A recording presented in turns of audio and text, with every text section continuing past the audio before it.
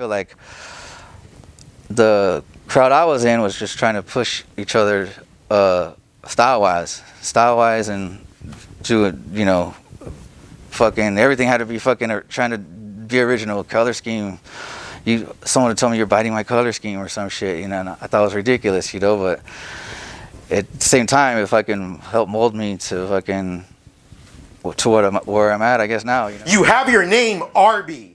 You're tagging everywhere. When do you begin to transition from tagging to doing your burners and fills? What happens to move you away from mobbing into artistry? I guess a few different things happened. Like 96 is the year I want to say I started writing ARBE. Maybe it could have been 97. I feel like 96 though. And then there was like 92, 93, 94, 95.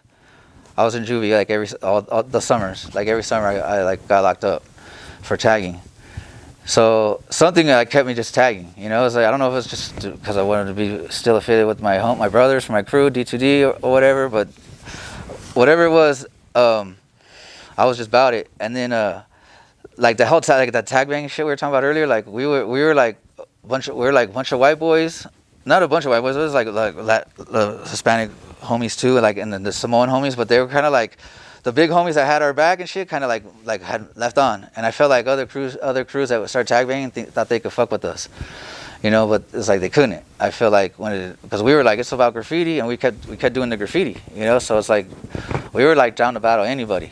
And back then this was like tagging battles, you know. It was like just tagging all over the fucking freeway, like D2D. We had like the star battle, so it's like that's, you know, you have to do that star fucking, or the 3-dot battle. It's like all kinds of shit. But in 96 or 95 when I was in juvie, fucking I met this kid who wrote Brush, or he wrote or Creature. He went by Creature. That's the dude who like got me, like inspired me, or pushed me up maybe a little more, like, because he was so dope. Like he hit me up like when you're having like lunch or whatever, there's like condensation from the water. I started like tagging in it, and he's like, hey, you hit me up, you right? And this is like, you know, you getting hit up in juvie by like the cholos and shit, and it was like tag bang era, so you kind of always kind of had to like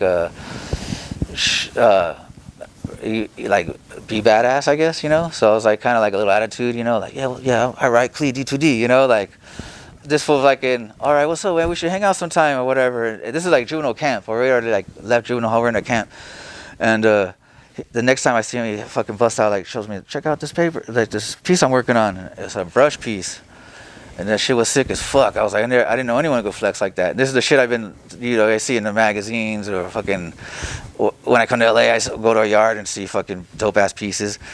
So this was like the first person I knew, like that I knew personally, who could flex, you know. See, when Creature shares his art with you, what goes through your mind? Do you start? Yeah, I was like, this was dope. Yeah, I was like, damn, he's dope. And then we were in juvie, so like there's not that many white kids, so we were like shooting the shit, and like it was like a camp. So so say like one day this side of the camp, there's like three, they break it down in groups or whatever, but these 3 groups go to school while these other groups go to work, and then vice versa, you know. So we had classes together, we just started fucking around. And then are you practicing every day with Creature? I was trying there, like, because, you know, all you're doing in juvie is drawing, you know. And then I'd have like some you know, other kids be like, what's my lady's name or something on a letter and shit, you know. And then fucking I'd do shit like that. How would your early sketches look? Do you remember? Oh, they were probably garbage, you know. Like I don't have any like old sketchbooks. I wish I did, but due to the fucking being on probation, they would like take my shit. I try to get hip to it. I started putting like my sketchbooks in the living room with in the fucking on the bookshelf with the other photo albums and other shit like that. And that's how I started like being able to keep them. But I never really got down on my like I never had like a full blown sketchbook where it's just like pieces every page. You're just like ended up being scribbles and shit, you know. Do you still speak to Creature, or does he know how far you've brought ARBE since Yeah, he knows. that time? He knows, but I mean, yeah, he's giving me my props. He's like, it's weird how like I got involved with LTS because there's two people that he introduced me to. He's the first person to tell me about LTS. He's like, oh, is this my homie Taboo from LTS? I was like, I never heard of LTS. He's like, you never heard of LTS? Like, nah. They're like, oh, dope crew, you know, one of the dopest crews. Do you remember around what year was this? This was probably like 97, maybe 96. So I had met Taboo. Taboo's one of the OG LTS heads from that area, Orange County. And you know about Exile, the DJ? No. You know, like Blue and Exile? No?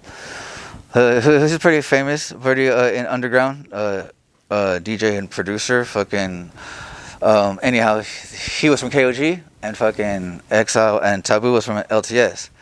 And I met these dudes way before getting in LTS or KOG, but none of it like registered. You know what I mean? Like I didn't know like anything else about KOG or LTS.